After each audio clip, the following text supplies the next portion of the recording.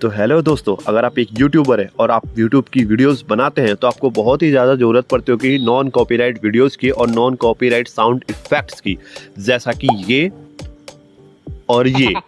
तो अगर गाइस ये चीज़ें आपको चाहिए फ्री में, आप चाहते हैं आपको इस पे कोई कॉपीराइट नहीं चाहिए, फ्री में बिल्कुल चाहिए, तो आपको सिंपली गूगल पे जाना है, यहाँ पे सर्च करना है, आपको टाइप करना है MIXIT, सर्च कर देना है गाइस। आपको सबसे पहला जो वेबसाइट मिलेगा यहाँ पे आपको mixit.co को खोल लेना है। यहाँ पे आप देख सकते हैं stock video, stock music, sound effects and video template, ये सारी चीज़ें फ्री में गाइस। आप जाके इनको डाउनलोड करके, आप इनको लिसन करके, देख के आप डाउनलोड करके अपनी वीडियो में ऐड कर सकते हैं। आपको कोई भी कॉपीराइट स्ट्राइक यूट्यूब नहीं देगा। और ऐसे ही नॉलेजेबल वीडियो के लिए मेरे चैनल को सब्सक्राइब ज़रूर कर लेना।